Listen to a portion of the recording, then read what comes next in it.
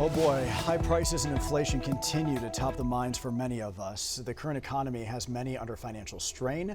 Our financial expert Paul Hood from Hood CPAs is working overtime right now trying to keep up with all of this. I know it's a lot, isn't it? Several families are looking for ways, of course, to increase their cash flow right now.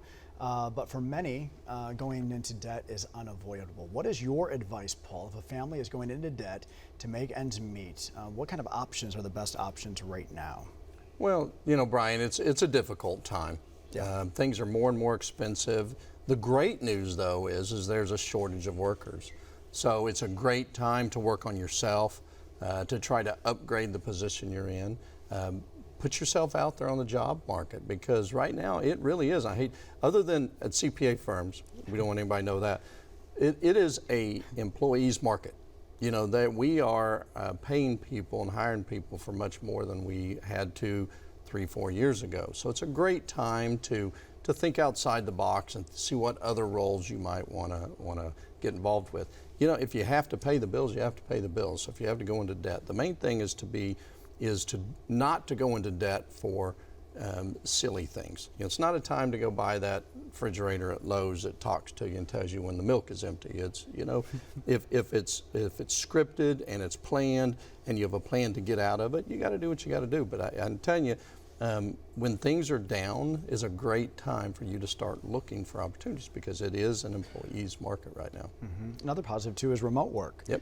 We still continue to see that as an option and grow. That's right. We have a couple of viewer questions. Want to jump right into the first one. Comes from Rachel this week. Rachel says that she received a promissory note for 10 grand.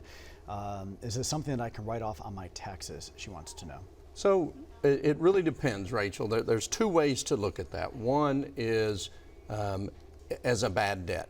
Now, if you're not in the business of loaning money, Brian, the IRS is going to say that's a personal thing. You're not in the business of loaning money, therefore it's not a deduction. Now, if we could argue that it was an investment, then she potentially could write it off as just like if you buy a stock or Bitcoin and it goes through the floor and you have a loss, then you can write it off. Now, the challenge with a note or an investment in a small company is, when is it uncollectible? When is it negative? I mean, if you invest on the stock market, you can see this, here's a value. But when you do something like that, people tend to maybe pay that back a few years from now. So the key is if she can prove that it is truly uncollectible and it was a business investment, she can write it off. 45 seconds on the clock. Last question goes to Jeff. I own 12 rental properties and have created an LLC, registered with the state under my wife and I's name, but failed to file with the IRS. Should I set up a partnership and file a separate tax return to the properties are not connected to our personal assets? Thoughts? So there's a couple sides to that question. There's the legal side and the investment side. The main thing people need to know is the IRS doesn't recognize an LLC.